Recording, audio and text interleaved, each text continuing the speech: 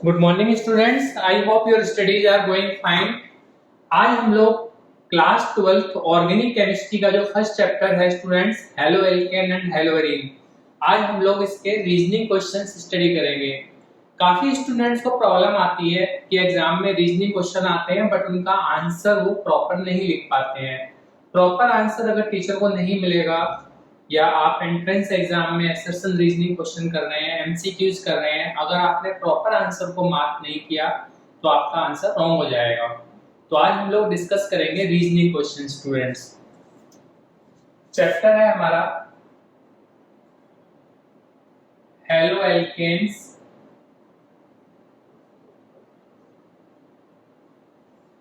And hello arenes.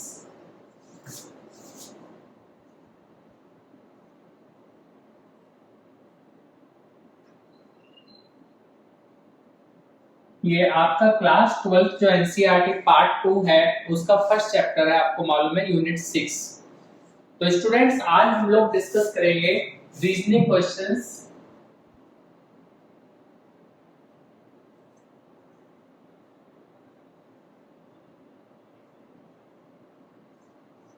जो भी इसमें टोटल रीजनिंग क्वेश्चंस हैं पूरे चैप्टर में वो मैंने आपके लिए कंपाइल किए हैं।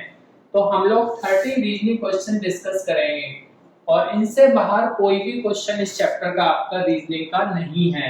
तो अगर आप ये क्वेश्चन अच्छे से कर लेंगे तो आपके अच्छे मार्क्स आ जाएंगे, स्कूल एग्जाम में भी और एंट्रेंस में भी आपको प्रॉपर मार्क्स मिल जाएंगे। तो फर्स्ट क्वेश्चन है स्टूडेंट्स हमारे पास जो बहुत इंपॉर्टेंट क्वेश्चन है, alkyl halide reacts with KCN to form cyanide but forms isocyanide with AgCN. Why? ठीक है, तो आपका एक बहुत इंपॉर्टेंट क्वेश्चन है स्टूडेंट इसको चैप्टर का। ये हमारे पास एल्काइल हैलाइड है, अगर हम इसे KCN से रिएक्ट करते हैं तो साइनाइड मिलता है प्लस KX, और अगर हम इस एल्काइल हैलाइड को AgCN से रिएक्ट करेंगे तो स्टूडेंट्स हमें मिलता है आइसोसाइनाइड प्लस AgX। RCN आपका एल्काइल साइनाइड है और RNC आपका एल्काइल आइसोसाइनाइड है। अब इसका रीजन क्या है स्टूडेंट, देखिए आप लोग, जब हम KCN लेते हैं, KCN को हमने वाटर में डिसॉल्व किया। KCN एक आयनिक कंपाउंड है, जब आप इसे वाटर में डिसॉल्व करेंगे तो आपको फ्री CN आयन मिलेगा। ये हमारे पास फ्री CN आयन है। इस फ्री CN आयन में स्टूडेंट्स रेजोनेंस होता है। कैसे रेजोनेंस दिखाएंगे आप इसका,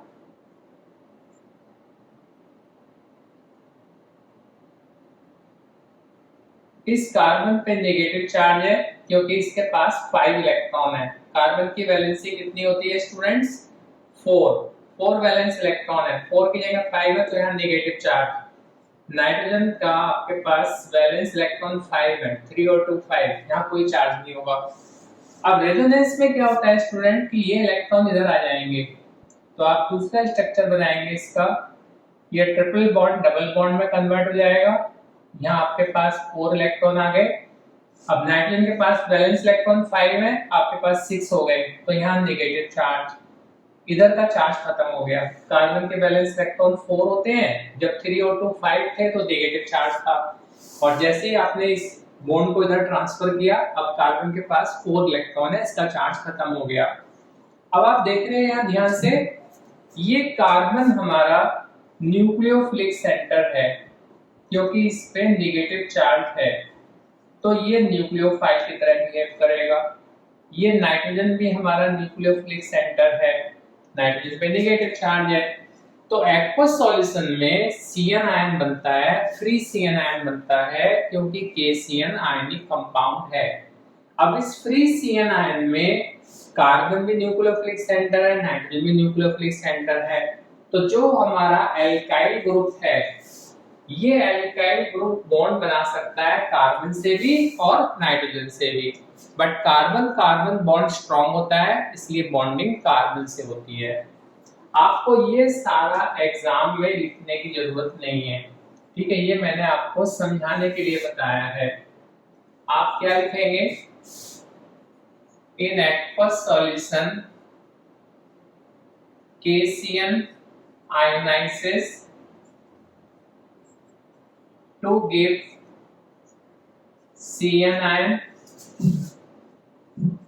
which can be attached through carbon or nitrogen, but carbon carbon bond is stronger, hence RCN forms. AgCN is covalent compound and no free CN ion in solution, hence only nitrogen act as nucleophile। ये आपका AgCN है। Carbon के पास तो electron है ही, 4 electron हो गए, सिर्फ nitrogen आपका न्यूक्लियोफाइल की तरह बिहेव करेगा। तो एग्जाम में आपको ये आंसर लिखना है, in aqueous solution KCN ionizes to give CN ion which can be attached through carbon or nitrogen, but carbon carbon bond is stronger hence RCN forms। ठीक है, इतना भी आप लिख देंगे तो आपको 1 मार्क मिल जाएगा। रीजनिंग के क्वेश्चन हमारे 1 मार्क के होते हैं स्टूडेंट्स। आई होप आपको ये समझ में आ गया है। अब नेक्स्ट क्वेश्चन है स्टूडेंट्स हमारे पास, question number 2। Haloalkane are less soluble in water। ठीक है, ये सब बहुत इंपॉर्टेंट क्वेश्चन है आपके। क्यों कम सॉल्युबल होते हैं, इसका आपको आंसर लिखना है, because less energy is released when new bond forms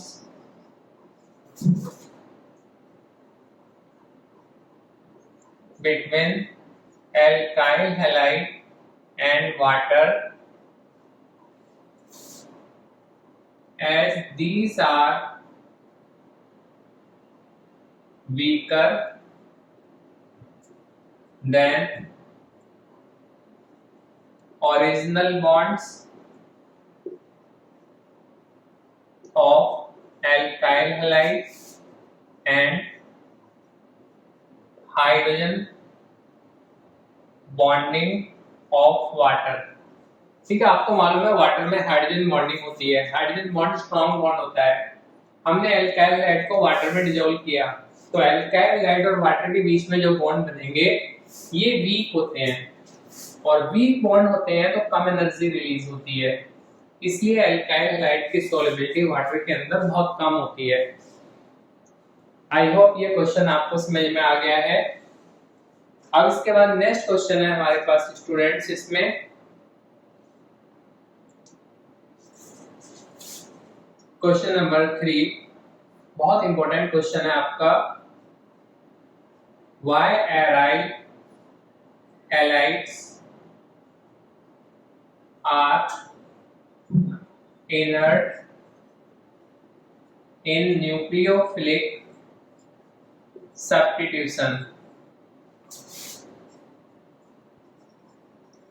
aryl halides हमारे न्यूक्लियोफिलिक सब्स्टिट्यूशन में इनर्ट होते हैं। इनर्ट का मतलब एराइल हैलाइड में न्यूक्लियर सब्स्टिट्यूशन इजीली नहीं होता है। ठीक है, क्यों नहीं होता है स्टूडेंट्स? इसमें आपको 4 आंसर्स मेमोराइज करने हैं। आप लोग इसका पिक ले लीजिएगा, फिर मैं आपको बताता हूं।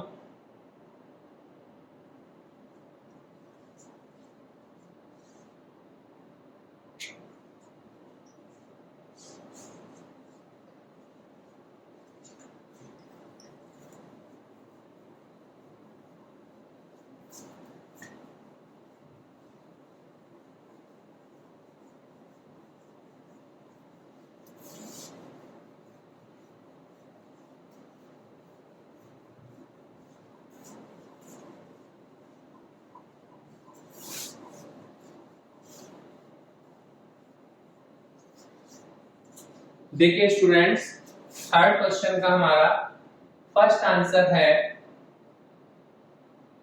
इन aryl halide due to plus m plus r resonance there is double bond nature in CCl bond, hence it can't be broken easily। ठीक है, इसलिए ये इजीली नहीं टूट सकता। जब आप न्यूक्लियोफिलिक सब्स्टिट्यूशन कराते हो स्टूडेंट्स, तो ये CCl बॉन्ड है, इसमें हमने NaOH डाला। NaOH डालने के बाद ये बॉन्ड टूटेगा, यहाँ पे OH आएगा और तो आपका NaCl बनेगा। इस बॉन्ड में रेजोनेंस की वजह से डबल बॉन्ड कैरेक्टर आ जाता है और डबल बॉन्ड को तोड़ने के लिए ज्यादा एनर्जी चाहिए। सेकंड पॉइंट है, जो हमारे पास एराइल हैलाइड है, इसका ये कार्बन ये sp2 हाइब्रिडाइज्ड है। sp2 हाइब्रिडाइज्ड में मोर s कैरेक्टर, इसमें s कैरेक्टर ज्यादा हो जाएगा 33%। 3 ऑर्बिटल है ना, 3 में से एक s है, तो carbon is more electronegative, carbon ज्यादा इलेक्ट्रोनेगेटिव होगा, hence attract bond pair electron. Due to this CCl bond length decreases। अब आप देखो रेजोनेंस से ना, फर्स्ट पॉइंट में क्या डिस्कस किया हमने कि रेजोनेंस की वजह से यहाँ डबल बॉन्ड कैरेक्टर आ गया, और डबल बॉन्ड तो वैसे छोटा होता है सिंगल बॉन्ड से, और s कैरेक्टर की वजह से भी ये बॉन्ड लेंथ हमारी कम हो गई। तो अगर ये बॉन्ड लेंथ कम हो गई तो बॉन्ड एनर्जी ज्यादा हो जाएगी, छोटा बॉन्ड को तोड़ना डिफिकल्ट होता है। थर्ड पॉइंट है स्टूडेंट, अगर हम किसी तरह से इस बॉन्ड को तोड़ भी दें तो हमें मिलेगा, ये बॉन्ड टूट गया हमारा, Cl नेगेटिव प्लस ये हमें मिला फिनाइल कैटायन। इस फिनाइल कैटायन के अंदर स्टूडेंट सिर्फ 2 रेजोनेटिंग स्ट्रक्चर होते हैं। डबल बॉन्ड की पोजीशन आप चेंज कर दोगे जैसे बेंजीन में होता है, तो इसके रेजोनेंस के 2 स्ट्रक्चर हैं, और फ्लोरोबेंजीन में आपको मालूम है प्लस m प्लस r, इसमें रेजोनेंस के 5 स्ट्रक्चर होते हैं। तो जब ये बॉन्ड टूटता है तो रेजोनेंस भी कम हो रहा है, और रेजोनेंस कम होने से अनस्टेबल होता है, तो फिनाइल कैटायन इज अनस्टेबल। अगर ये अनस्टेबल है तो ये बॉन्ड इजीली नहीं टूटेगा, अनस्टेबल है तो क्यों बनेगा ये बॉन्ड यहाँ पर नहीं बनता है। फोर्थ पॉइंट है student, aryl halide are electron rich, hence electron rich nucleophile, nucleophile भी तो इलेक्ट्रॉन रिच है, न्यूक्लियोफाइल will not approach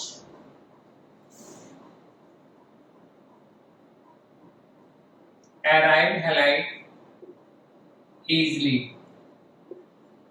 ठीक है, न्यूक्लियोफाइल हमारा कहाँ जाता है easily?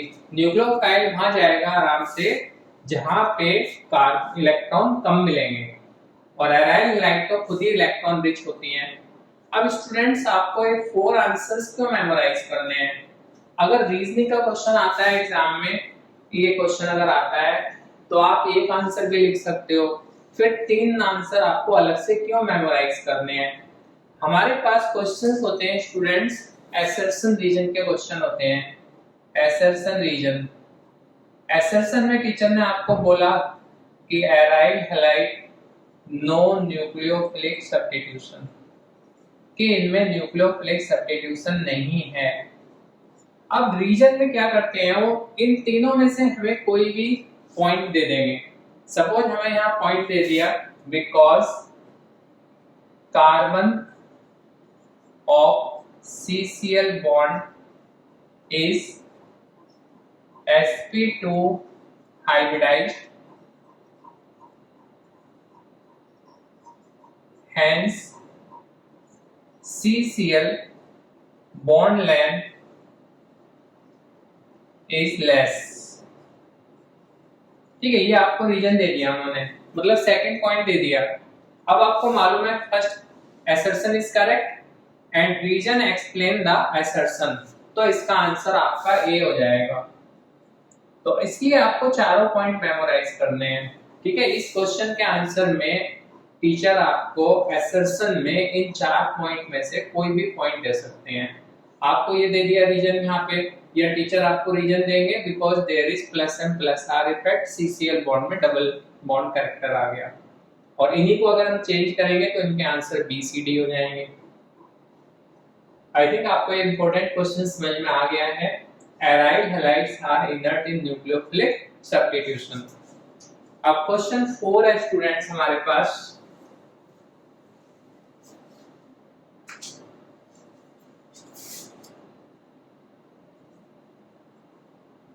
Why alkyl halide undergoes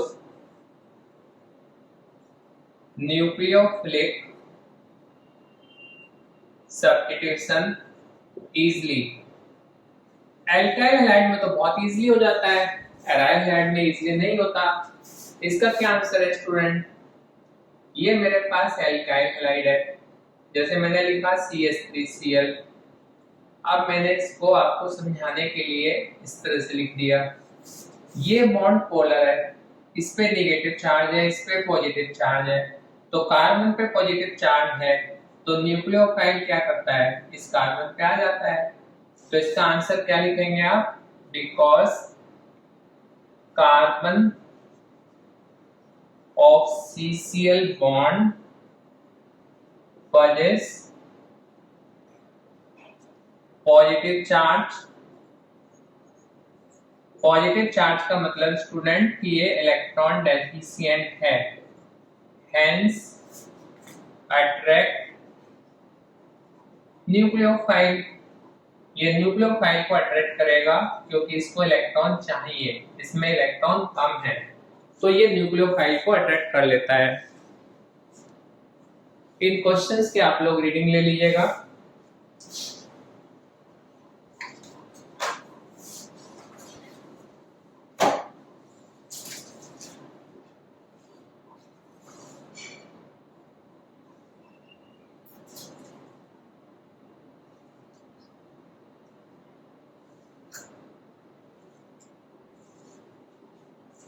अब क्वेश्चन नंबर 5 है हमारे पास students.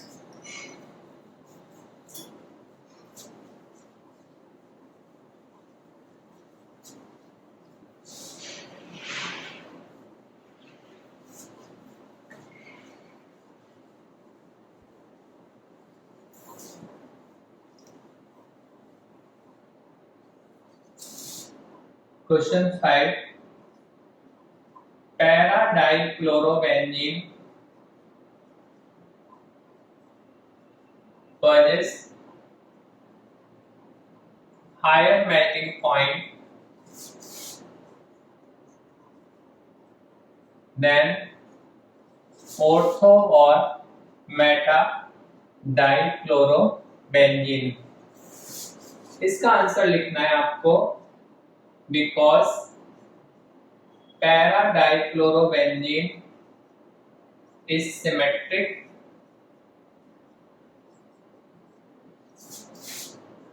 hence fits better in crystal lattice। ठीक है, ये सिमेट्रिक है इसलिए क्रिस्टल लैटिस में बेटर फिट हो जाएगी, तो इसका मेल्टिंग पॉइंट हाई हो जाता है। नेक्स्ट क्वेश्चन है students, boiling point of N-butyl chloride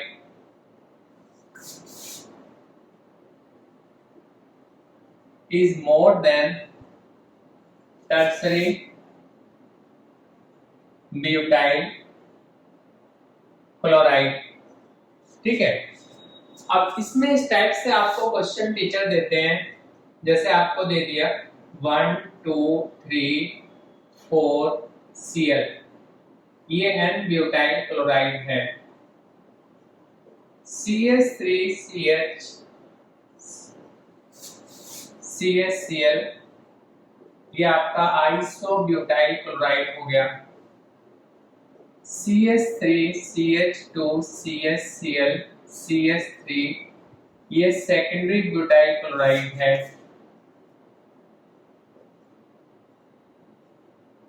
ये आपका टर्सरी ब्यूटाइल क्लोराइड है। ठीक है, मैंने चारों आइसोमर बना दिए इसके। अब इधर से इधर आप जाएंगे, क्लास 11th में ही पढ़ा है आपने, इधर से इधर बॉइलिंग पॉइंट इंक्रीज होता है, because boiling point is directly proportional to surface area और चेन लेंथ। ठीक है, जब सरफेस एरिया और चेन लेंथ इंक्रीज हो जाता है स्टूडेंट्स, तो मॉलिक्यूल्स के बीच की वंडर वाल फोर्सेज इंक्रीज हो जाती हैं।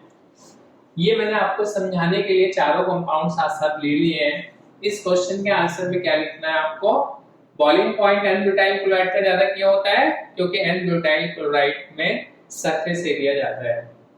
ठीक है, इसकी चेन लेंथ ज्यादा होती है और इसमें ब्रांचिंग है, ब्रांचिंग से मेल्टिंग पॉइंट बढ़ता है।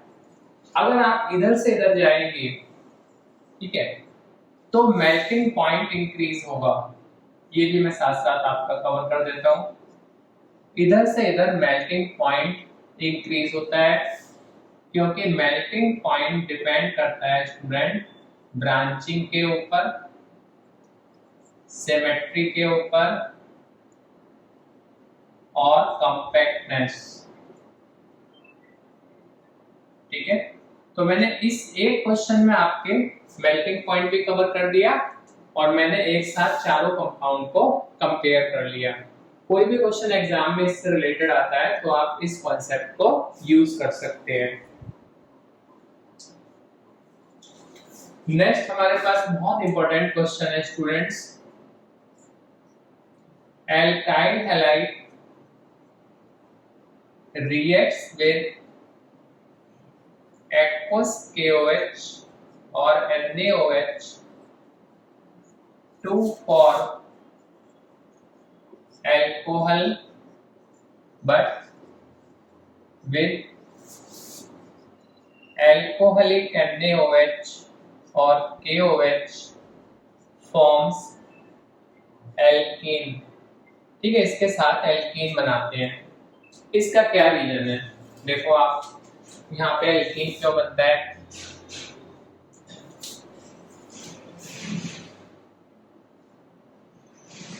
In aqueous NaOH, OH ion are free in solution and diluted। पानी है ना यहाँ पे, आपने एक्वस NaOH लिया है तो NaOH को वाटर में डिसॉल्व किया आपने, तो पानी के साथ डाइल्यूट हो जाते हैं। In aqueous NaOH, OH ions are free in solution and diluted, hence act as nucleophile OH ion की तरह बिहेव करते हैं to form alcohol. In alcoholic NaOH, RO negative is also present। RO negative कहां से आ गया student? Alcohol से। RO negative which is strong base। एक तो अल्कोहल में आपने डिसॉल्व किया है ना, तो अल्कोहल का RO नेगेटिव आ गया जो कि स्ट्रॉन्ग बेस है। And OH ion are also not diluted। OH ion भी तो डाइल्यूट नहीं हुए ना, पानी थोड़ी है यहाँ पे। Hence in these strongly basic condition they extract का मतलब निकालना hydrogen from alkyl halide and elimination occur to form alkene। ठीक है, इसमें एल्कीन बनती है। ठीक है, बहुत सिंपल आंसर है स्टूडेंट, इंपॉर्टेंट क्वेश्चन है आपका। एक्वस KOH में अल्कोहल क्यों मिलते हैं? एक्वस NaOH KOH में OH आयन सॉल्यूशन में फ्री हैं, डाइल्यूटेड हैं, क्योंकि पानी में आपने डिसॉल्व कर रखा है। जैसे आपको मालूम है डाइल्यूट HCl और कॉन्सेंट्रेट HCl। ठीक है, तो ये डाइल्यूट NaOH है ना, एक तरह से एक्वस NaOH, तो यहाँ पे न्यूक्लियोफाइल की तरह बिहेव करेगा। एल्कोहलिक NaOH में अल्कोहल का RO नेगेटिव है, ये भी प्रेजेंट है जो कि स्ट्रॉन्ग बेस है। और इनफैक्ट बेसिसिटी की अगर आप बात करेंगे तो बेसिसिटी ऑफ RO नेगेटिव ज्यादा होती है OH आयन से भी। तो इन कंडीशंस में ये बेस की तरह बिहेव करेंगे, हाइड्रोजन को एक्सट्रैक्ट करेंगे और हमारा यहाँ पर एल्कीन मिल जाती है। आई होप आपको ये समझ में आ गया है, ध्यान से आप देख लीजिएगा इसे।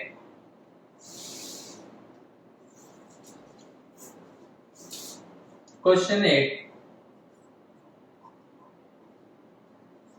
Grignard reagent must be prepared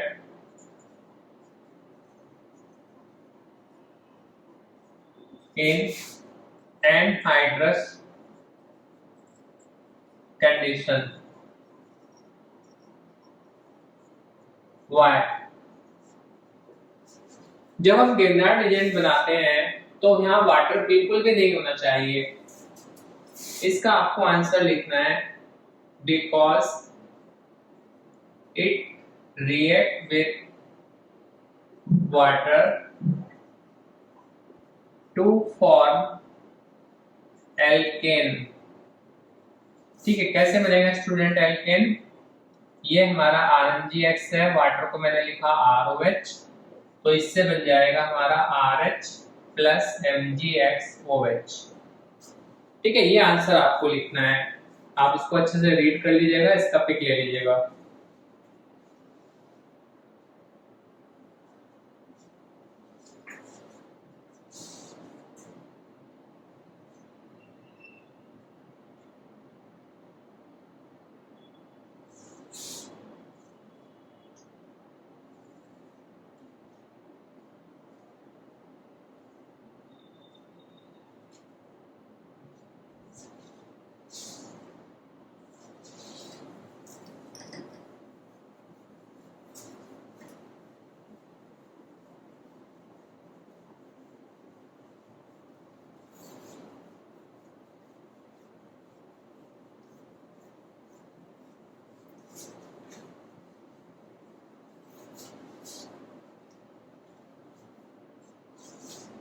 question number 9 है स्टूडेंट्स,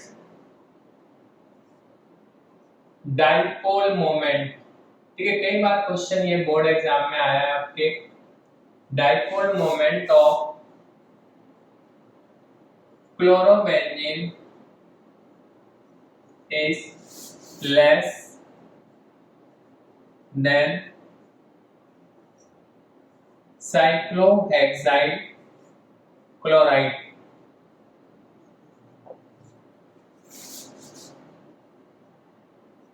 आपके पास है स्टूडेंट्स क्लोरोबेंजीन,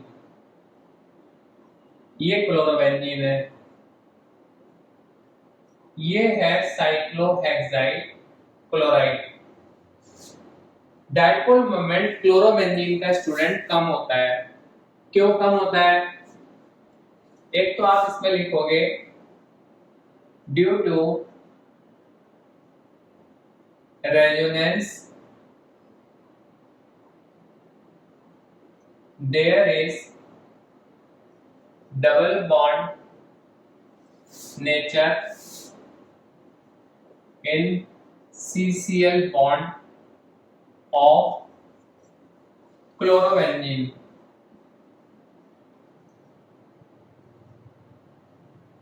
डाइपोल मोमेंट क्या होता है स्टूडेंट्स? क्लास 11th में बॉन्डिंग के चैप्टर में पढ़ते हैं हम। Dipole moment is the product of charge into distance.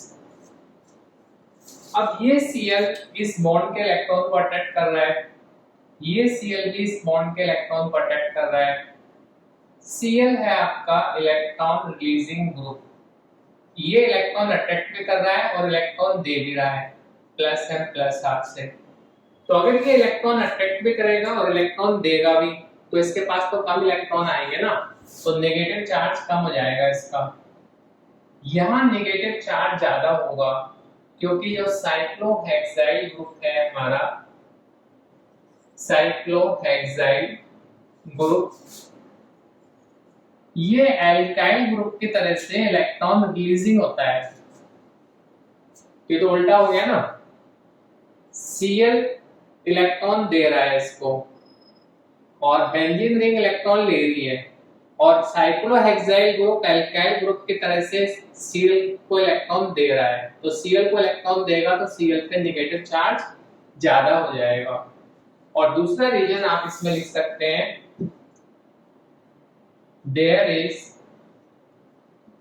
sp2 hybridization in carbon attached with CCl bond, hence CCl bond length is less। इस CCl का बॉन्ड लेंथ कम है, एक तो sp2 हाइब्रिडाइजेशन की वजह से स्टूडेंट्स, और दूसरा रीजन क्या है, रेजोनेंस की वजह से डबल बॉन्ड कैरेक्टर है।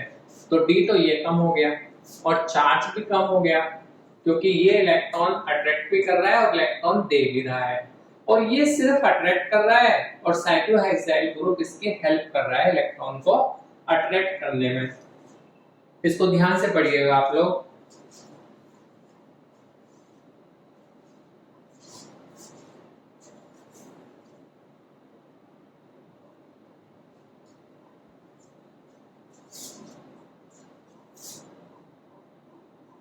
नेक्स्ट क्वेश्चन है students,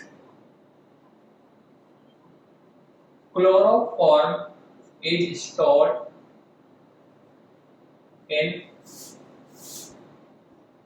dark coloured bottles and completely filled। ठीक है, रीजनिंग क्वेश्चन है तो सब में भाई तो है ही। इसका आंसर क्या है student? Because chloroform react with air O2 in presence of light to form poisonous gas phosgene। ठीक है, phosgene गैस बनती है CuCl2। अगर हम इसे डार्क कलर बोतल में रखेंगे तो लाइट एंटर नहीं करेगी और कंप्लीटली फिल्ड होगी तो एयर विल बी आउट। तो कंप्लीटली फिर तो पॉसिबल नहीं है, जब आप यूज करेंगे तो बॉटल में वॉल्यूम भी कम हो जाएगा, बट हम इसको डार्क कलर बॉटल में रखते हैं क्योंकि डार्क कलर बॉटल में रखने से लाइट उसमें एंटर नहीं करेगी। नेक्स्ट क्वेश्चन है स्टूडेंट्स,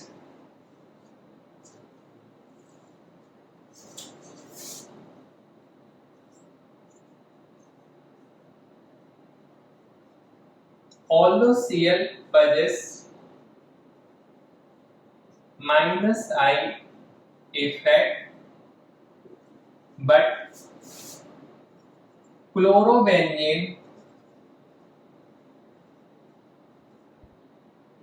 undergoes electrophilic substitution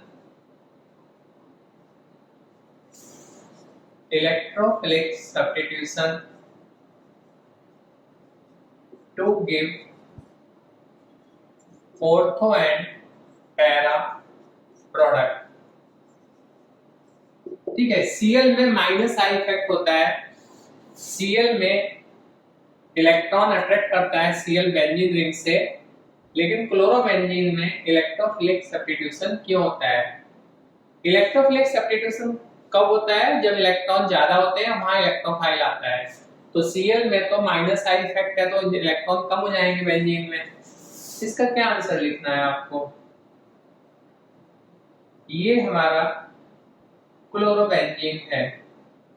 इसके अंदर स्टूडेंट दो तरह के इफेक्ट हैं। माइनस आई इफेक्ट से तो ये डीएक्टिवेट करता है बेंजीन रिंग को, डिक्रीजेस इलेक्ट्रॉन डेंसिटी। डीएक्टिवेट का मतलब इलेक्ट्रॉन डेंसिटी कम करता है, but plus M plus R से ये एक्टिवेट करता है, activate benzene ring, and we have negative charge at ortho and para position। thus ortho and para position are electron rich, thus electrophile comes at ortho and para position। ठीक है, ध्यान से देखिएगा student आप लोग। Minus I effect है, minus I effect जब होता है ना तो इसमें इलेक्ट्रॉन कम हो जाएंगे, फिर भी यहाँ पे इलेक्ट्रोफाइल क्यों आता है? इसका रीजन है क्योंकि plus M plus R effect से ये बेंजीन को इलेक्ट्रॉन देता है, और इलेक्ट्रॉन देगा तो ऑर्थो और पैरा पोजीशन पे इलेक्ट्रॉन नेगेटिव चार्ज ज्यादा हो जाएगा, तो इलेक्ट्रोफाइल ऑर्थो और पैरा पे आ जाता है। इसी से रिलेटेड एक क्वेश्चन है स्टूडेंट हमारे पास, ये जो कॉन्सेप्ट आप समझ रहे हैं। क्वेश्चन नंबर 12,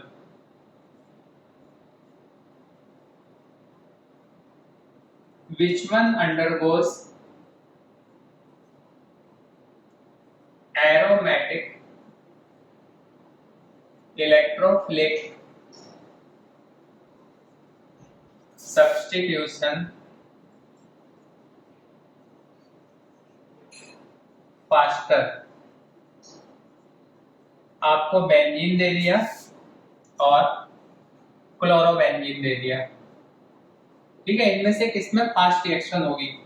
इस क्वेश्चन में स्टूडेंट्स को बहुत कंफ्यूजन होता है। इलेक्ट्रोफाइल कहाँ आता है जल्दी? जहां इलेक्ट्रॉन ज्यादा होते हैं। तो बच्चे सोचते हैं कि Cl तो इलेक्ट्रॉन रिलीजिंग है और तो पैरा पे नेगेटिव चार्ज है, तो क्लोरोबेंजीन में इलेक्ट्रॉन ज्यादा है तो इलेक्ट्रोफाइल जल्दी आएगा क्लोरोबेंजीन में, तो उसमें रिएक्शन फास्ट होगी। बट इसका आंसर है आपका बेंजीन। बेंजीन, इसमें आपको ये आंसर बताना है, because due to minus I effect electron density is less in chlorobenzene. Chlorobenzene में Cl का माइनस आई इफेक्ट है, तो Cl का माइनस आई इफेक्ट है तो ये रिंग को डीएक्टिवेट कर देता है, डीएक्टिवेट कर देगा, इलेक्ट्रॉन कम हो जाएंगे तो इलेक्ट्रोफाइल जल्दी नहीं आएगा। अब आपके पास इंपॉर्टेंट कॉन्सेप्ट क्या आ गया कि जो माइनस आई इफेक्ट है Cl का, ये तो रिएक्टिविटी को डिसाइड करता है, रिएक्टिविटी डिसाइडेड, और जो plus M plus R effect है ये ओरिएंटेशन डिसाइड करता है। ओरिएंटेशन का मतलब है कि ये ऑर्थो पैरा डायरेक्टिंग है। ठीक है, इन दोनों को आप ध्यान से पढ़िएगा कि माइनस आई इफेक्ट से तो आप इस क्वेश्चन को आंसर करेंगे, और इलेक्ट्रोफिलिक सब्स्टिट्यूशन में ऑर्थो पैरा क्यों होता है ये आप इस पार्ट से आंसर करेंगे। ध्यान से देखिए आप लोग इसे।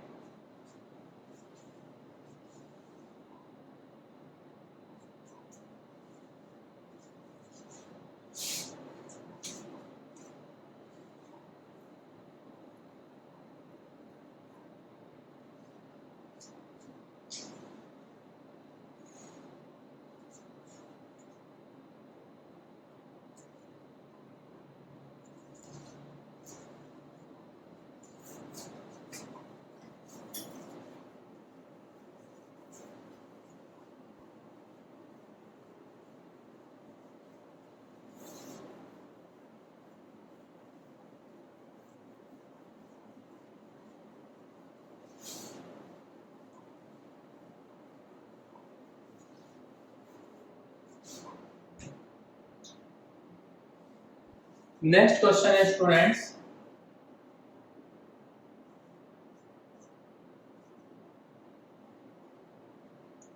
presence of NO2 group in chlorobenzene increases their reactivity in nucleophilic substitution. देखो अभी आप लोगों ने क्या डिस्कस किया था कि ये क्लोरोबेंजीन है, इसमें अगर अन्य से रिएक्शन करें तो ये रिएक्शन नहीं होती। ठीक है, आप चाहेंगे यहाँ OH आ जाए, NaCl बन जाए, बट ये रिएक्शन नहीं होती। क्यों नहीं होती? क्योंकि इस बॉन्ड में डबल बॉन्ड कैरेक्टर है, कार्बन में sp2 हाइब्रिडाइजेशन है, फिनाइल कैटायन अनस्टेबल होता है, और एलाइल हैलाइड इलेक्ट्रॉन रिच होते हैं, इसलिए न्यूक्लियोफाइल नहीं आता। ठीक है, ये सब हमने पढ़ रखा है। अब अगर इस क्लोरोबेंजीन के अंदर हम NO2 ग्रुप लगा दें फिर ये रिएक्शन करें तो ये रिएक्शन जल्दी हो जाती है। जैसे मैंने यहाँ पे NO2 ग्रुप लगा दिया, Cl NO2 NO2 NO2। अब अगर मैं NaOH की जगह वाटर भी ले लूंगा ना तो भी ये रिएक्शन बड़े इजीली हो जाती है। ये OH आ जाएगा, ये NO2 NO2 NO2। अब इस Cl को रिप्लेस NaOH की जरूरत नहीं है, वाटर का OH आ गया है यहाँ पे। क्यों हुआ ऐसा? तो आपको क्या लिखना है आंसर, ये आपके समझाने के लिए है। एग्जाम में क्या लिखना है आपको, NO2 is electron withdrawing group, hence decreases electron density in chlorobenzene or aryl halide, thus approach of electron rich nucleophile becomes easier। ठीक है, आपको मालूम है न्यूक्लियोफाइल जल्दी कहाँ जाएगा, जहां उसे इलेक्ट्रॉन कम होंगे। जैसे अभी आपने पढ़ा था ये CH3Cl, ये इलेक्ट्रॉन इधर जा रहे हैं, ये नेगेटिव चार्ज, ये पॉजिटिव चार्ज, तो ये एल्काइल हैलाइड है। एल्काइल हैलाइड में न्यूक्लियोफाइल बहुत जल्दी चले जाते हैं, मतलब इनमें न्यूक्लियोफिलिक सब्स्टिट्यूशन बहुत इजीली हो जाता है। तो जहां भी इलेक्ट्रॉन कम होंगे वहां न्यूक्लियोफाइल चला जाएगा। तो एराइल हैलाइड इलेक्ट्रॉन रिच थे, उसमें रिएक्शन नहीं हो रही थी। जैसे ही हमने इलेक्ट्रॉन विड्रॉइंग ग्रुप लगाएंगे, 1 लगाएंगे, 2 लगाएंगे, 3 लगाएंगे, तो रिएक्शन हमारी फास्ट हो जाएगी। अब ये जो इलेक्ट्रॉन विड्रॉइंग ग्रुप है, ये हम ऑर्थो पे लगा रहे हैं, पैरा पे लगा रहे हैं स्टूडेंट, कभी भी हम मेटा पे नहीं लगाते। क्यों नहीं लगाते? Question 14, in chlorobenzene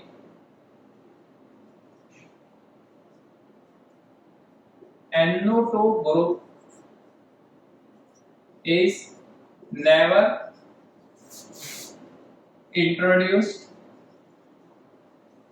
at meta position to facilitate nucleophilic substitution. ठीक है, इसका क्या आंसर है? Due to plus M plus R effect, ortho and para position possess more electron density, hence electron withdrawing group NO2 can withdraw electron easily, but there is no negative charge at meta position। ठीक है, आप NO2 group को वहां लगाओगे ना जहां electron ज्यादा है, मेटा पे तो इलेक्ट्रॉन ज्यादा है ही नहीं, तो वहां पे हम NO2 ग्रुप को नहीं लगाते हैं स्टूडेंट। आप ध्यान से रीड कीजिएगा दोनों क्वेश्चंस को।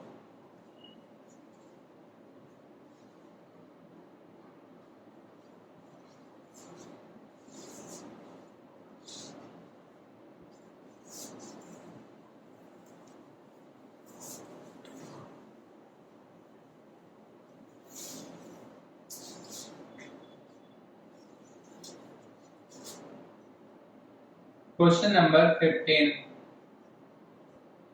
SN2 mechanism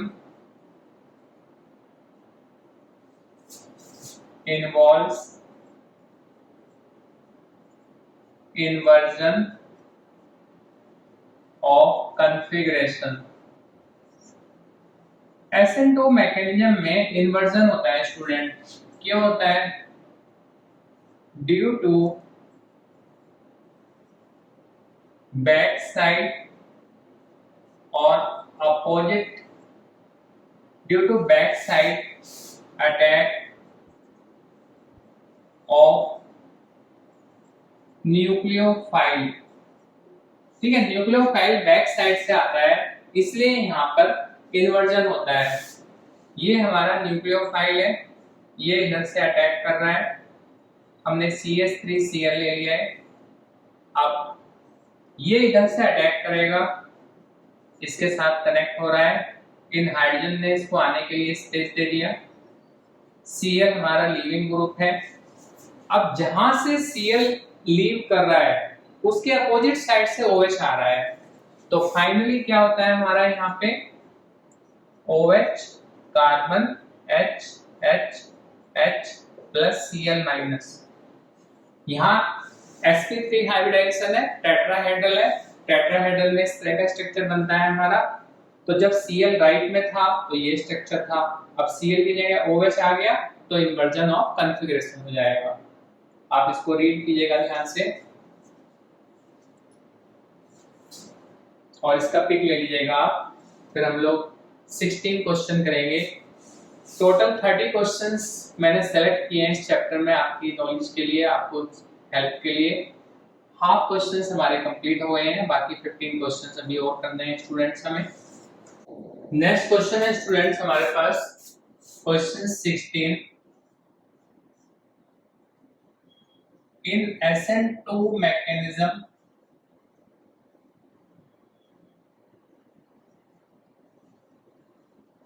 order of reactivity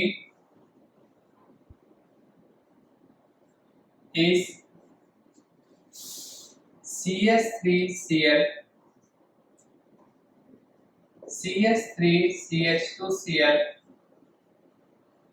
CH3CH2CHCl CH3 CH3CCH3CH3Cl। ठीक है, SN2 मैकेनिज्म में ये ऑर्डर ऑफ रिएक्टिविटी होता है स्टूडेंट हमारा। इसका क्या रीजन लिखोगे आप? इसका आंसर लिखोगे आप बिकॉज, आप इसको लिखेंगे इसी तरह से जो क्वेश्चन में गिवन है। आप इधर से इधर मूव कर रहे हैं तो स्टेरिक हिंड्रेंस डिक्रीजेस। ठीक है, कोई भी क्वेश्चन आपको SN2 का मैकेनिज्म का मिलता है, आपसे टीचर ने पूछा कि CH3Cl undergoes SN2 mechanism faster than tertiary alkyl halide, tertiary butyl chloride, तो आप लिखेंगे इसमें स्टेरिक हिंड्रेंस कम है। क्वेश्चन नंबर 17 इसी तरह से आप SN1 का बना सकते हैं question. In SN1 mechanism reactivity order is methyl halide, इसको मैं मिथाइल हैलाइड लिख सकता हूं। Methyl halide 1 degree, alkyl halide 2 degree, alkyl halide 3 degree, alkyl halide. इसके आंसर में आप लिखेंगे because if you move from left to right then stability of carbocation increases।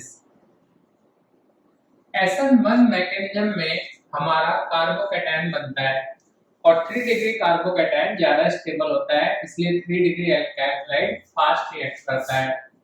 Question 18 SN1 mechanism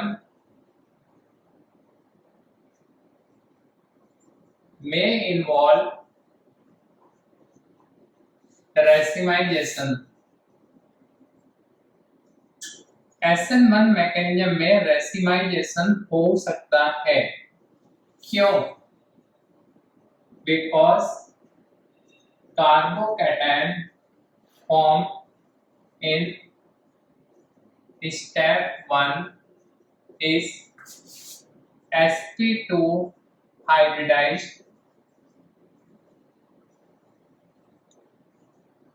trigonal planar, hence OH ion can approach from either side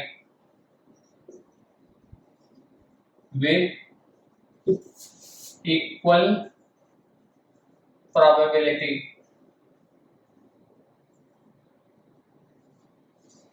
Thus, we get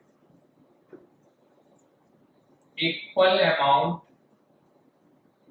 of destro and levo isomer, that is racemic mixture। ठीक है, आपने देखा है SN1 mechanism के first step में carbocation बनता है। अब कार्बोकैटायन ट्रायगोनल प्लेनर है, ट्रायगोनल प्लेनर है तो OH आयन लेफ्ट से राइट से कहीं से भी आ सकता है। जितना चांस लेफ्ट से आने के उतने चांस राइट से आने के हैं। तो इस केस में हमें डेस्ट्रो और लीवो दोनों आइसोमर मिलते हैं और डेस्ट्रो लीवो के इक्विमोलर मिक्सचर को हम लोग कहते हैं रेसिमिक मिक्सचर, और ये मिक्सचर ऑप्टिकली इनएक्टिव होता है। अगर अलग से आपसे टीचर क्वेश्चन पूछे why racemic mixture is optically inactive। तो आप इसमें लिखेंगे because its equimolar mixture of destro and levo isomer and they cancel out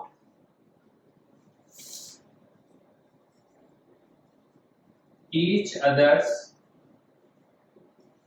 specific rotation। ठीक है, डेस्ट्रो और लीवो में एट क्लॉकवाइज और एंटी क्लॉकवाइज रोटेशन होता है। तो अगर इक्विमोलर मिक्सचर है तो एक दूसरे के रोटेशन को कैंसिल आउट कर देते हैं। आई होप आपको ये क्वेश्चन समझ में आ गए हैं। SN2 मैकेनिज्म में मिथाइल हैलाइड फास्ट रिएक्ट करता है, इसमें स्टेरिक हिंड्रेंस कम होती है। SN1 mechanism 3 degree alkyl halide में फास्ट होता है क्योंकि यहाँ पर हम कार्बोकैटायन की स्टेबिलिटी देखते हैं। SN1 में रेसिमाइजेशन इसलिए होता है, sp2 हाइब्रिडाइजेशन है, ट्रायंगल प्लेनर है। इसी से रिलेटेड एक क्वेश्चन है स्टूडेंट हमारे पास, why benzyl halide and allyl halide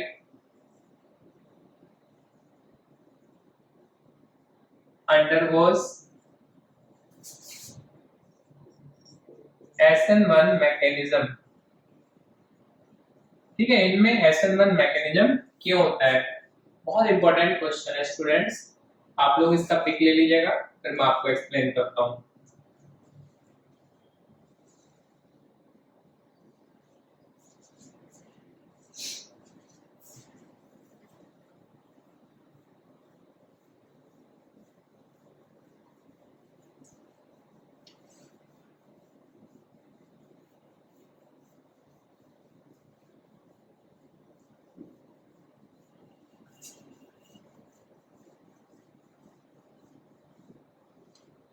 देखिए स्टूडेंट्स, अभी हमने डिस्कस किया है SN1 मैकेनिज्म, रिएक्टिविटी, ऑर्डर। इसमें रिएक्टिविटी ऑर्डर है हमारा CH3X 1 डिग्री, 2 डिग्री और 3 डिग्री। अब ये बहुत इंपॉर्टेंट क्वेश्चन है आपके पास, बेंजाइल हैलाइड, ये आपका है benzene ring CH2, benzyl chloride ले लिया मैंने, X लूंगा तो हैलाइड हो जाएगा, एलाइल हैलाइड, ये हमारा है CH2 डबल बॉन्ड CH2X, ये एलाइल हैलाइड है। अब आप ध्यान से देखिएगा, ये भी 1 डिग्री है। ठीक है, स्टूडेंट्स को कंफ्यूजन क्यों होता है इस क्वेश्चन में? ये भी 1 डिग्री है, तो 1 डिग्री है तो स्टूडेंट सोचते हैं इसमें SN1 तो होगा ही नहीं, 1 डिग्री में तो स्टेरिक हिंड्रेंस कम होती है, तो वो आंसर लिख देते हैं SN2। ठीक है, टीचर आपको MCQ में पूछते हैं कि इसमें SN1 होगा SN2 होगा, तो काफी स्टूडेंट इन दोनों में SN2 लिख देते हैं, बट इनमें भी SN1 होता है। क्यों होता है SN1? क्योंकि आपको आंसर क्या लिखना है इस क्वेश्चन का एग्जाम में, आपको लिखना है due to resonance stability of benzyl cation and allyl cation, allyl carbocation. अगर ये क्वेश्चन आपको एग्जाम में मिलता है, ये वाला question, benzyl halide allyl halide में SN1 मैकेनिज्म क्यों होती है, तो आप लिखेंगे due to resonance stability of benzyl cation and allyl carbocation. इतना आंसर काफी है। ठीक है, मैं आपको समझा रहा हूँ ऐसा क्यों होता है, क्यों होती है इसमें रेजोनेंस स्टेबिलिटी। इसमें आपने बॉन्ड तोड़ा, यहाँ आपको मिलेगा बेंजाइल कार्बोकैटायन, इसमें हम ये बॉन्ड तोड़ेंगे, हमें मिलेगा CH2 double bond CH CH2 plus, ये आपका एलाइल कार्बोकैटायन है और ये है बेंजाइल कार्बोकैटायन। इनमें स्टूडेंट रेजोनेंस होता है। ये CH2 plus electron withdrawing group है, पॉजिटिव चार्ज है, अंदर से इलेक्ट्रॉन लेगा, यहाँ पॉजिटिव चार्ज लगाएंगे आप, ये डबल बॉन्ड हो गया, ये CH2, एक स्ट्रक्चर ये बन गया। अब नेक्स्ट स्ट्रक्चर, इन इलेक्ट्रॉन को आप यहाँ ले जाएंगे, double bond positive charge CH2, इससे नेक्स्ट में ये इलेक्ट्रॉन आप यहाँ लाओगे, ये डबल बॉन्ड, ये पॉजिटिव चार्ज, ये CH2, और लास्ट स्ट्रक्चर में ये इलेक्ट्रॉन आपके यहाँ आएंगे, तो ये आपका फिर से ऊपर पॉजिटिव चार्ज आ जाएगा। तो ये हमारा इलेक्ट्रॉन विड्रॉइंग ग्रुप है, इसमें रेजोनेंस होता है। रेजोनेंस के 5 स्ट्रक्चर बन रहे हैं, तो ये बहुत ज्यादा स्टेबल होता है। इसी तरह से आप इसका रेजोनेंस दिखा सकते हैं, CH2 double bond CH CH2 positive, ये इलेक्ट्रॉन यहाँ आएंगे स्टूडेंट, CH2 पे पॉजिटिव चार्ज, ये सिंगल बॉन्ड हो गया, इधर डबल बॉन्ड हो जाएगा, तो इसमें भी रेजोनेंस है।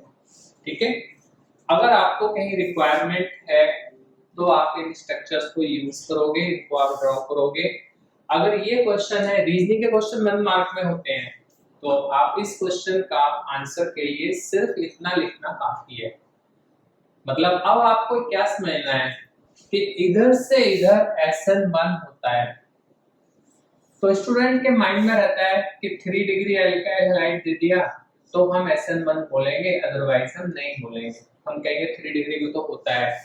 बट अब आपको थोड़ा चेंज करना है अपनी थिंकिंग में। क्या चेंज करना है आपको कि अगर कोई अल्काइल हैलाइड 1 डिग्री है, ये 1 डिग्री है, बट इसका कार्बोकैटायन स्टेबल है, ये भी 1 डिग्री है, इसका कार्बोकैटायन स्टेबल है, तो अगर कोई अल्काइल हैलाइड 1 डिग्री है, 2 डिग्री है, उसका कार्बोकैटायन बहुत ज्यादा स्टेबल है, तो उसके अंदर भी आपको सोचना है कि यहाँ पर SN1 ही होगा।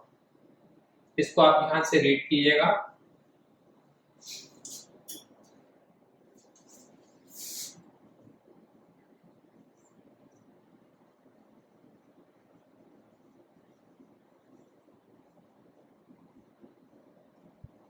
order of reactivity of alkyl halide is Ri, RPF, RCl, RF, Y।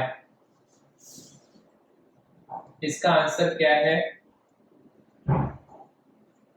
Leaving group ability is I negative, Br negative, Cl negative, F negative. ऐसा क्यों बोलते हैं स्टूडेंट हम लोग? Ri, R, Br, R, Cl, RF। जब आप इधर से इधर जाते हैं तो Ci बॉन्ड लेंथ इंक्रीज होती है, बॉन्ड लेंथ इंक्रीज होगी तो बॉन्ड डिसोसिएशन एनर्जी डिक्रीज होती है। मतलब बड़ा बॉन्ड जल्दी टूट जाता है, तो बड़ा बॉन्ड जल्दी टूट जाएगा, ये बॉन्ड जल्दी टूटेगा, तो Ri will be more reactive than RBr than RCl and RCl will be more reactive than RF।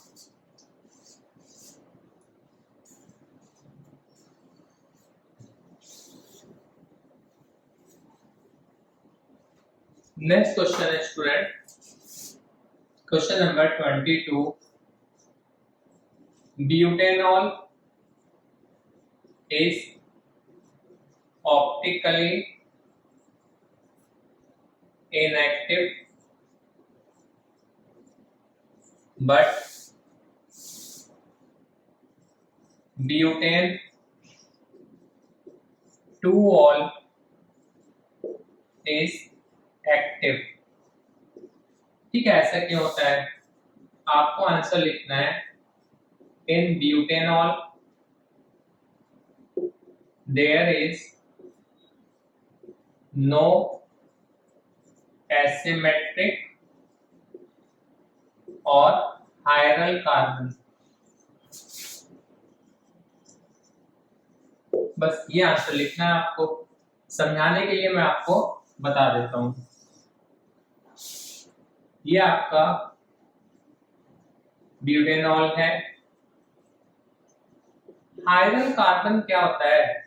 जिस कार्बन में 4 डिफरेंट एटम या ग्रुप हो। कार्बन की वैलेंसी 4 है, चारों डिफरेंट ग्रुप है ABCD, तो ये हो जाएगा हमारा हायरल। अब इस कार्बन के पास 3 हाइड्रोजन एक जैसे हैं, 2 2 2, ये तो हायरल नहीं हुआ ना। अब ब्यूटेन 2-ol देखो आप, ये मैंने ब्यूटेन 2-ol बना दिया इस तरह से। अब इस ब्यूटेन 2-ol के अंदर ये वाला जो कार्बन है ये हायरल हो गया। इसके इधर है इथाइल ग्रुप, फिर मिथाइल ग्रुप है, H है और OH है। तो हायरल है तो ये आपका क्या हो जाएगा? ऑप्टिकली एक्टिव हो जाएगा। इसको आप टिक ले लीजिएगा। फिर हम लोग नेक्स्ट क्वेश्चन करते हैं। 22 क्वेश्चंस कंप्लीट हो गए हैं हमारे।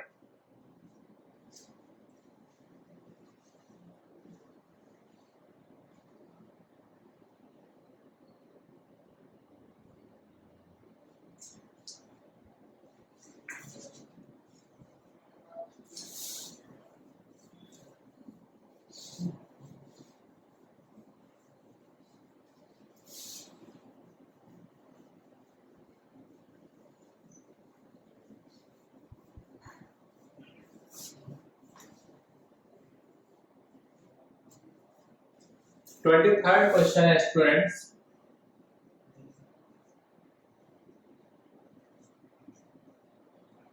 while vinyl halide are less reactive in nucleophilic substitution,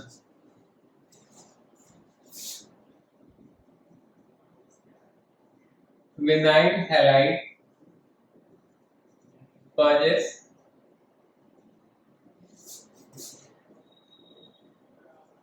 double bond nature in CCl bond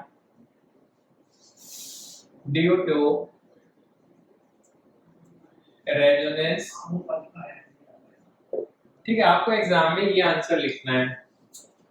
vinyl halide possess double bond nature in CCl means carbon hydrogen bond जो भी है, CCl bond due to resonance. Paper में आपको इतना लिखना है। अब मैं आपको समझा देता हूं। CH2 डबल बॉन्ड CHX ये हमारा विनाइल हैलाइड है। CH2 डबल बॉन्ड CHCl ये मैंने विनाइल क्लोराइड ले लिया। Cl में हमारे 17 एटॉमिक नंबर है, 7 वैलेंस इलेक्ट्रॉन होते हैं, एक इलेक्ट्रॉन तो यूज हो गया, तो हम 3 लोन पेयर दिखाएंगे। अब क्या होता है स्टूडेंट, इसमें यहाँ +M+R है, ये इलेक्ट्रॉन रिलीजिंग ग्रुप है हमारा Cl, तो ये अपने इलेक्ट्रॉन इसको देगा, तो इलेक्ट्रॉन देगा तो आप यहाँ बनाएंगे डबल बॉन्ड Cl। अब इसके पास 4 इलेक्ट्रॉन बचे, तो इधर पॉजिटिव चार्ज, इधर डबल हो गया तो इधर डबल नहीं हो सकता ये, क्योंकि कार्बन की वैलेंसी 5 हो जाएगी, तो ये इलेक्ट्रॉन आपको ट्रांसफर करने पड़ेंगे। तो ये आपका हो गया CH2 नेगेटिव। तो ये 2 रेजोनेटिंग स्ट्रक्चर बन गए आपके विनाइल क्लोराइड के। और इस रेजोनेंस में आप देख रहे हैं यहाँ पे डबल बॉन्ड आ गया, तो डबल बॉन्ड आ गया तो इसको तोड़ना डिफिकल्ट है। आपको ये सारा बना के नहीं दिखाना है, आपको आंसर में लिखना है सिर्फ ये sentence, vinyl halide possess double bond nature in CCl bond due to resonance. इसका मतलब अंडरस्टूड है कि डबल बॉन्ड है तो इजीली नहीं टूट सकता, टूटेगा नहीं तो न्यूक्लियोफाइल कहां से आएगा इसमें, ठीक है। इसके बाद नेक्स्ट क्वेश्चन करते हैं स्टूडेंट्स हम लोग।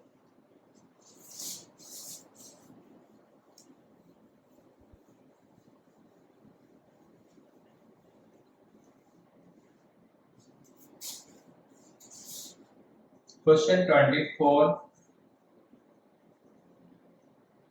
Leaving group ability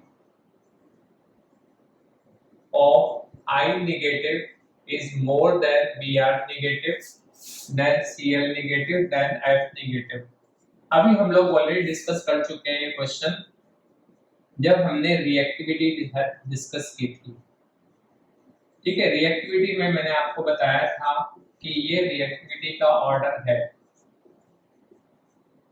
और इसमें इधर से इधर जा रहे हैं हम, बॉन्ड लेंथ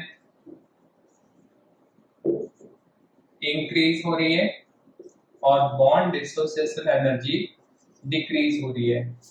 तो आयोडीन सबसे अच्छा बेटर लिविंग ग्रुप है। क्वेश्चन 25 है students, why Woods reaction is not used to prepare alkane having odd number carbon. ठीक है, इसका आप आंसर क्या लिखेंगे? Because for this we need to take different alkyl halide, but mixture of alkane forms which is difficult to separate। ठीक है, exam में आपको ये आंसर लिखना है इतना, और मैं आपको एक्सप्लेन कर देता हूं कि इस आंसर का मतलब क्या है। देखिए आप लोग, ये जो मैं बता रहा हूं आपको ये एक्स्ट्रा है। आपने ले लिया CH3Br plus CH3CH2Br plus sodium है और वुड्स रिएक्शन में ड्राई ईथर लेते हैं हम लोग। अब इसके भी बहुत सारे मॉलिक्यूल हैं, इसके भी बहुत सारे मॉलिक्यूल हैं। इतने सारे मॉलिक्यूल हैं कहने का मतलब क्या है, ये हमारे पास बीकर है, इसमें हमने थोड़ा सा ये लिया, थोड़ा सा ये लिया, तो बहुत सारे मॉलिक्यूल हैं इनके। ऊपर से हमने इसमें सोडियम मेटल डाल दिया। अब ये मैटर ऑफ चांस है, अगर सोडियम इसके दो मॉलिक्यूल से रिएक्ट करेगा तो इथेन मिलेगा, सोडियम इसके दो मॉलिक्यूल से रिएक्ट करेगा तो ब्यूटेन मिलेगा, और रिएक्शन करते समय एक मॉलिक्यूल इसका है, एक मॉलिक्यूल इसका है, तो हमें प्रोपेन मिलेगा। ठीक है, ये प्रोपेन है, ये ब्यूटेन है और ये इथेन है। इसमें 2 कार्बन है, इसमें 4 कार्बन है, इसमें 3 कार्बन है। तो जब भी आप वुड्स रिएक्शन करते हैं तो उसमें कार्बन डबल हो जाते हैं, तो हमें इवन कार्बन वाले एल्केन मिलते हैं। तो अगर हमें और कार्बन वाला बनाना है, प्रोपेन बनाना है, तो हमारी क्या लिमिटेशन है, हमें डिफरेंट एल्काइल हाइड लेने पड़ेंगे स्टूडेंट्स। बट अगर हम डिफरेंट एल्काइल हाइड लेंगे तो हमें मिक्सचर ऑफ एल्केन मिलेगा। आपको ये सारा बना के नहीं दिखाना है, रीजनिंग क्वेश्चन 1 मार्क के होते हैं। आप ये लिखेंगे, because for this we need to take different alkyl halide but mixture of alkane forms which is difficult to separate, therefore we don't prefer this method. I hope आपको ये clear हो गया है। इसका भी पिक ले लीजिएगा आप लोग।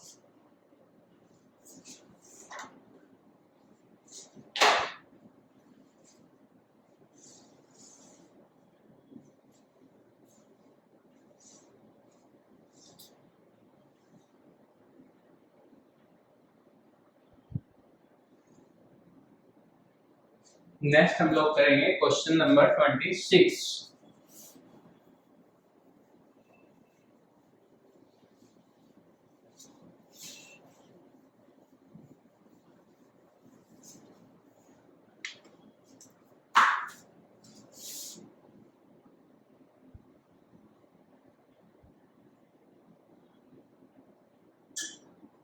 reactivity order in nucleophilic substitution।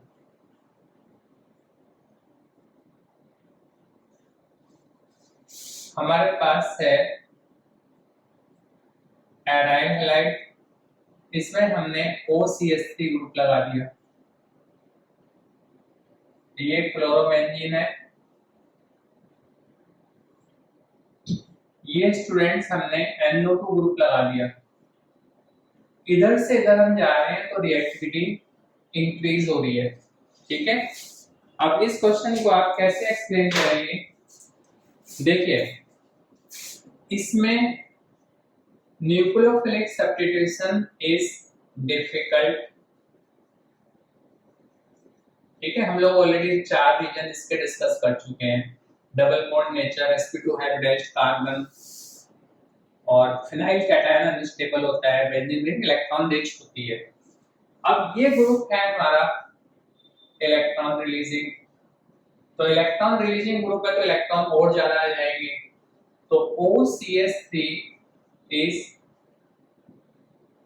Electron releasing group, hence increases electron density। तो अगर इलेक्ट्रॉन ज्यादा आएंगे तो न्यूक्लियोफाइल का आना डिफिकल्ट हो जाएगा। बट NO2 ग्रुप क्या है हमारा? इलेक्ट्रॉन विड्रॉइंग ग्रुप है। While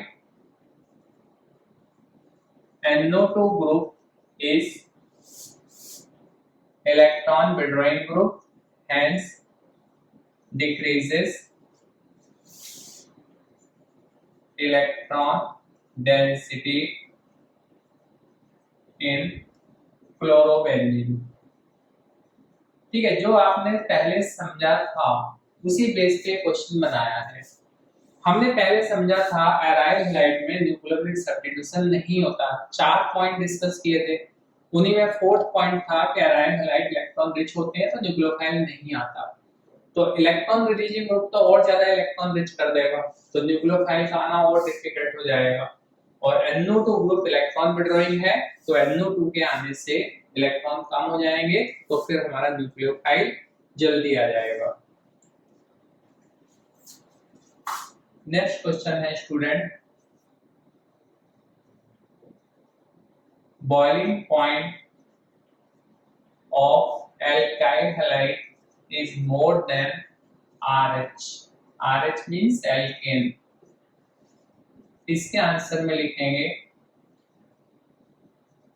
molar mass of alkyl halide is more, hence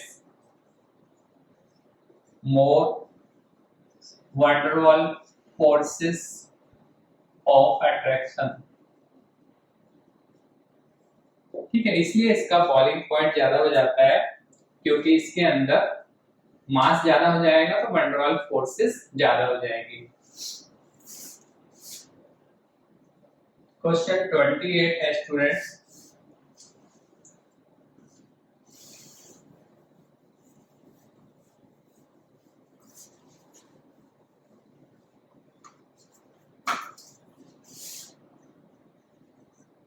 AgNO2 is used to distinguish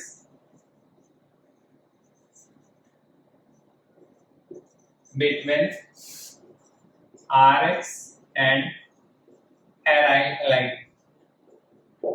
ठीक है, इसका क्या रीजन है स्टूडेंट? इंपॉर्टेंट क्वेश्चन है आपके लिए, और ये क्वेश्चन आप डिस्टिंक्शन में भी यूज कर सकते हैं, जो अलग से क्वेश्चन आता है आपका डिस्टिंक्शन का।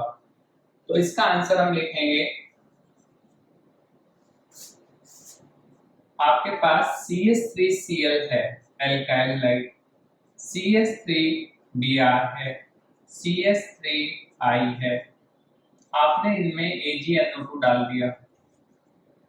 फर्स्ट केस में AgCl मिलेगा आपको, सेकंड केस में AgBr मिलेगा, थर्ड केस में आपको AgI मिलेगा। ये आपका व्हाइट पीपीटी है, ये लाइट येलो पीपीटी है,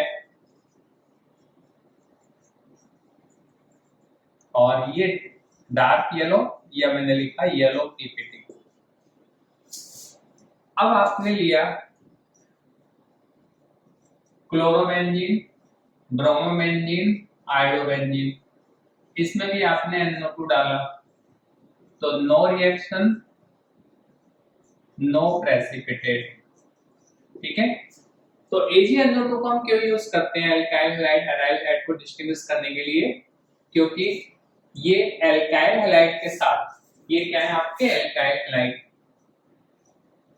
एल्काइल हैलाइड के साथ जब इसको रिएक्ट करेंगे तो प्रेसिपिटेट आएगा, उससे हम आइडेंटिफाई कर लेंगे कौन सा कंपाउंड है। बट एराइल हैलाइड के साथ इसमें कोई भी प्रेसिपिटेट नहीं आता। आपको टीचर ने एक क्वेश्चन दे दिया, how you will distinguish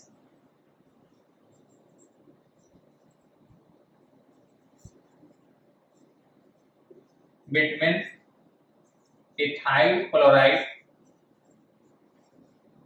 and chlorobenzene. ठीक है, इस टाइप से क्वेश्चन देते हैं टीचर। आप इसके आंसर में लिखेंगे ethyl chloride forms white PPT with AgNO2 but not chlorobenzene. ठीक है, आपको कोई रिएक्शन नहीं लिखनी है, मैंने आपको समझाने के लिए लिखा है। अगर डिस्टिंक्शन का क्वेश्चन आता है एग्जाम में तो हमें क्या करना होता है, डिस्टिंक्शन के क्वेश्चन में कोई कलर होना चाहिए रिएक्शन में, या कोई प्रेसिपिटेट होना चाहिए, या कोई गैस इवॉल्व होनी चाहिए। ठीक है, आप इस क्वेश्चन के आंसर में ऐसे नहीं लिखेंगे जो स्टूडेंट मिस्टेक करते हैं। स्टूडेंट लिखते हैं इथाइल क्लोराइड में बेंजीन रिंग नहीं होती, क्लोरोबेंजीन में बेंजीन रिंग होती है। ठीक है, इस पे आपको मार्क्स नहीं मिलेंगे, क्योंकि टीचर ने आपको दो कंपाउंड दिए हैं प्रैक्टिकल में, ये दो टेस्ट ट्यूब हैं। अब एक टेस्ट ट्यूब में इथाइल क्लोराइड ले लिया हमने, दूसरे टेस्ट ट्यूब में क्लोरोबेंजीन ले लिया, तो आप देखकर थोड़ी बता सकते हो किसमें बेंजीन है किसमें नहीं है, आपको कोई टेस्ट करना पड़ेगा। इसको आप ध्यान से रीड कर लीजिएगा और फिर आप इसका पिक ले लीजिएगा।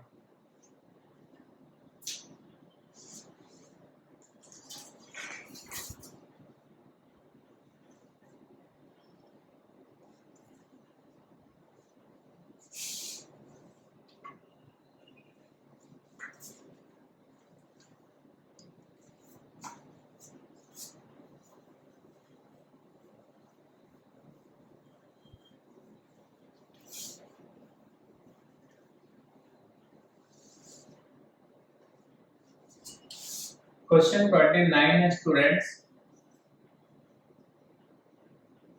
Finkelstein reaction is carried out in dry acetone। ठीक है, आपने नेम रिएक्शन याद किया है, फिंकेलस्टीन रिएक्शन, ये ड्राई एसीटोन की प्रेजेंस में करते हैं हम।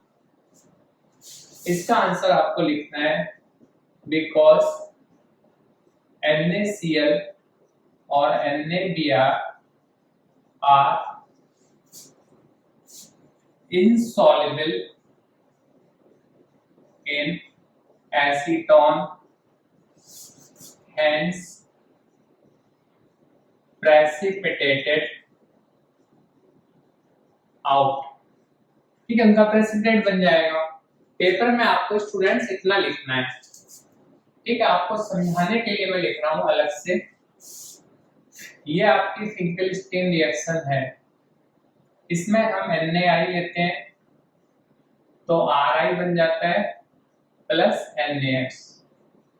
अब ये X आपका यहाँ पे या तो Cl है या Br है, इस रिएक्शन में हैलोजन एक्सचेंज रिएक्शन है, Cl और Br की जगह I आता है। तो अगर यहाँ पे Cl है तो आपको NaCl मिलेगा, Br है तो आपको NaBr मिलेगा।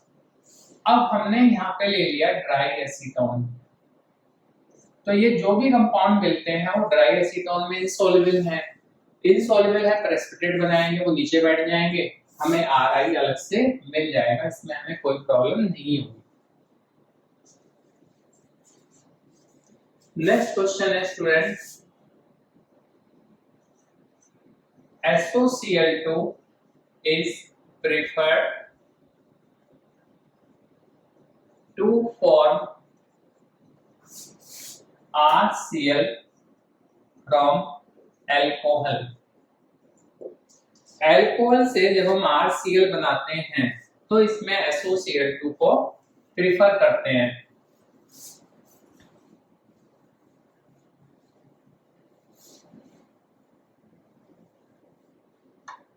इसका आंसर लिखेंगे आप, बिकॉज अदर प्रोडक्ट्स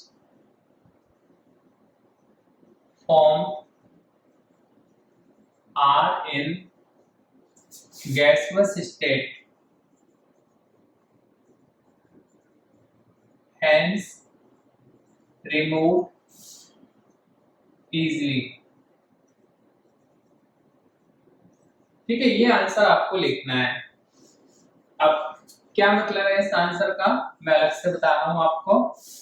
ये अल्कोहल है, हमने SOCl2 से रिएक्ट किया, 2 Cl हैं, एक Cl R के साथ आएगा, एक H के साथ आएगा, तो ये बन गया RCl SO2 और HCl। ठीक है, ये रिएक्शन है ना आपकी, तो इसमें SO2 बनेगा। अदर प्रोडक्ट फॉर्म का मतलब क्या है, हमारा SO2 है, HCl है, ये गैसियस स्टेट में होते हैं तो ये बाहर निकल जाएंगे, तो हमारा यहाँ पर RCl हमें इजीली मिल जाएगा। आई थिंक आपको ये समझ में आ गया है। इसी तरह के स्टूडेंट्स काफी क्वेश्चंस जो हमने कवर किए हैं, मोस्ट ऑफ द टाइम आपके एग्जाम में इसी टाइप के क्वेश्चंस आते हैं, तो इनको आपको अच्छे से प्रिपेयर करना है। अगर ये वीडियो आपको पसंद आई है, आपको लगता है इस वीडियो को देखने से हमारे जो रीजनिंग क्वेश्चंस हम एग्जाम में करेक्टली नहीं कर पा रहे थे, अब now onward we can do this type of questions very easily और हमारे मार्क्स मिल जाएंगे, हमें अच्छे मार्क्स स्कोर आ जाएगा हमारा। तो अगर आपको ये वीडियो पसंद आई है तो आप इसको लाइक शेयर एंड सब्सक्राइब कीजिएगा। Thank you very much for watching this video.